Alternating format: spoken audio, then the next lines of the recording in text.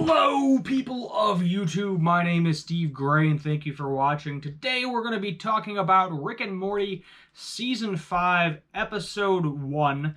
Before we get into that, I just want to talk about some giveaway information, because if you remember a long time ago when I was doing some Rick and Morty reviews, I said that if we got to 500 subscribers, I would give away some Szechuan sauce. So this is probably only going to be for the USA, so sorry if you are not inside the USA, but I have 4. That's right. Here's some old Szechuan sauce I've been keeping in a Ziploc bag. I have 4 of them I can give away, and I do plan on giving away all 4. I don't plan on keeping any for myself, because I don't really need to keep one. I don't have an extra one, but it's not. I don't collect food. Let's put it that way. I'm not a big food collector, but I'll probably make a video of that on Thursday, most likely. The new schedule is going to be Monday is going to be your Rick and Morty reviews. Thursday is going to be kind of your rando video. And then Saturday is going to continue to be My Hero Academia. So 3 videos a week is how we're going to be doing it for the next several weeks until Rick and Morty's over with, until My Hero Academia is over with, and then we'll have to switch it up from there. Yashahime is coming back for a season 2 at some point. I don't exactly know when, so we can look forward to that as well. I know I kind of hated on that anime a little bit, and I will continue to hate on it if I need to, but I do plan on reviewing season 2 of that as well when it comes back. But let's get into this episode. So, we get to see Rick's nemesis, finally, Mr. Nimbus. The episode we kind of got in the previews where it was basically Morty and Rick. There's a bunch of death crystals showing a bunch of different ways they can die. At one point, their blade. Rick mentions it's cool. They're crashing to Earth, dying, and he's like, well, I'm just going to call Jessica one more time and kind of apologize. And Jessica has a fair point. At the same time, too, that kind of got to me a little bit. And she was like, sometimes not saying anything is selfish because you don't know if the other person likes you or not. So sometimes, no matter how much pain you think you're going to be in after the fact, you just got to go for it, ask that person out, ask them to hang out, and see what happens in the foreseeable future. And then Morty was like, okay, cool, we're going to watch a movie. And then instead of being like, okay, whatever, I'm dying with my grandpa right now, he manages to crash, land the ship in the ocean, which is when we then run into Mr. Nimbus. So then Morty gets a date with Jessica, which is pretty nice.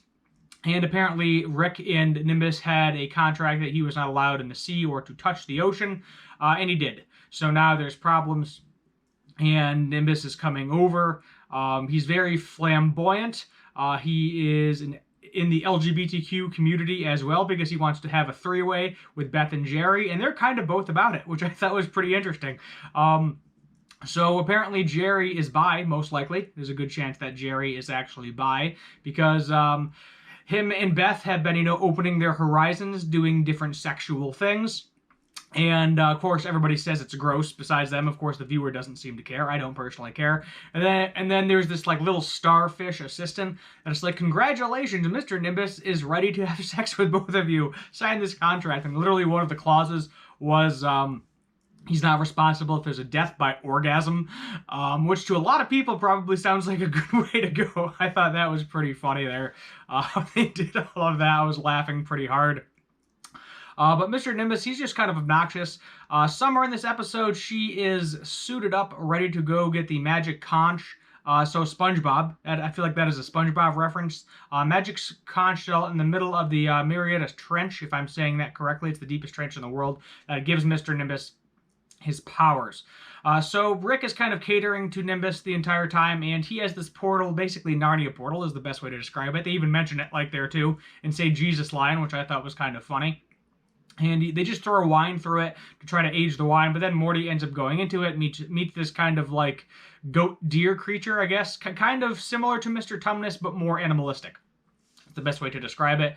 Takes him through the portal, then he goes back, and because it's a few seconds here is multiple years in Narnia, if you're familiar with Narnia, or this other dimension, whatever you'd like to call it. And then they get angry at him, the son kills the father, then they find out Morty is evil. His entire civilization is built around this magic portal kid that keeps popping up every couple hundred years, and they keep advancing more and more technology-wise, until they are in a crazy part of civilization. Morty actually shows up at some point, kills a bunch of them, gets the wine because Jessica wants some wine. during their movie date. And then at one point, they actually make out. So Morty finally gets to make out with Jessica at one point in time. But of course, everything that can go wrong does go wrong. Jessica gets kidnapped. She gets kind of time freezed, I guess is the best way to describe it, in this sort of crystal, similar to what we saw in the beginning of the episode. And she literally just has eons and eons to think about everything, to all these different thoughts, watching civilization develop, fail, exceed, extinguish, so on and so forth. And we kind of end the episode with like, oh, we should just be friends. And then Jessica's like, I'm a time god. Lucky Rick has a forgetter gun. I don't remember what season that is for, or eraser gun, whatever you like to call it, where you can erase memories. So I'm sure he'll do that to Jessica. Maybe right before she goes into the portal, because then her and Morty can date. But knowing Rick, it's probably going to be like slightly before that. She's going to completely forget about the date altogether, and then Morty's probably going to be stagnant and stuck where he is for the foreseeable future. It was a good episode overall. Wasn't the best, wasn't the worst. It was just kind of your classic Rick and Morty adventure. Rick is kind of being an old fart in this episode for layman's terms. He's not really doing anything. I feel like he has the ability where he would probably be able to kill Nimbus if he really wanted to with all of his abilities, but just doesn't because they've been nemesises for who knows how long. Also, Mr. Nimbus controls the police. There's actually a hilarious scene where it's like, open fire. Do this. Oh, it was 3 Fs. It was fire on him, F each other, and then flee or something along those lines, and then they all go away. He somehow magically controls the police, and it's brought up several times. It was kind of weird because it's like, I think it's something we're just supposed to get, but we don't.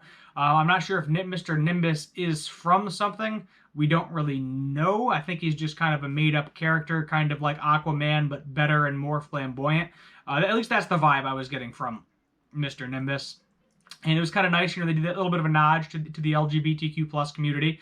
So I'm sure those people in that group were very happy about that. I don't know. I've seen lots of articles about that. Just looking up the episode, you just see tons and tons of articles about, oh my god, new LGBTQ characters, Jerry's LGBTQ, Mr. Nimbus, they got going on. Beth's part of it too. Everybody's doing everybody, all that crazy jazz. But it was kind of neat that they included that in there for that demographic as well, especially during Pride Month. I mean, I hope it's not just kind of like one of those cash grab things, like just because it's Pride Month they're doing it, but who knows? We'll just have to wait and see. This episode took a lot of twists and turns. I thought it was going to be like, oh, maybe some character development, Summer's growing as a character, Morty's finally getting together with Jessica, but no, we're probably just kind of like do an episode, erase the entire thing, start over again. We don't know if Evil Morty, if that's ever going to be a thing again, because technically it could be canon, it couldn't be canon. Based on season 4, the train episode, if you're familiar with that. So Evil Morty may or may not come back at some point in time, but who knows? I have no idea what's happening next episode. We haven't seen a preview for next episode yet. At least I have not seen a preview for next episode yet after the show aired. So who knows? I don't know what's going to happen next. I'm going to give this, we'll give this an 8 out of 10. We do know that we are getting 3 episodes total so far. My guess is probably what they're going to end up doing is we're going to have 5 episodes, going to have a break, and then another 5 episodes, or they may do it in 3s, 3 episodes, a couple weeks break, 3 episodes, a couple weeks break, 4 episodes, or 3 episodes, and then maybe like a grand finale where it's like double the length for episode 10. I don't really know, but I am definitely looking forward to watching the rest of this season to see what it has to offer. This was just kind of one of them feel-good, get you back into it episodes. I'm sure it'll get better as we go along. Hopefully Dr. Wong comes back. I do like those psychology episodes where they all go to family therapy. Those are pretty interesting, so we'll see if she comes back. Mr. Poopy Butthole, I think, is probably going to make an appearance. Noob by some of the previews is going to make an appearance at some point as well, so maybe we'll have another Vindicators. That is a good possibility. Got 10 episodes. And I think that's pretty much all she wrote. I think that's where I'm going to wrap this up. Look forward to my Thursday video. I will talk more about the Szechuan sauce giveaway. Probably just going to have you be subscribed, comment on that video. Maybe you have to comment on every single Rick and Morty review or something along those lines. But there'll be 4 winners. So, 4 winners. That'll be pretty cool to finally get back to you after a while of not hitting that mark. I can't seem to hit that 600 mark though. It's been a really long time. I feel like I've been stuck at 500 subscribers for quite a while.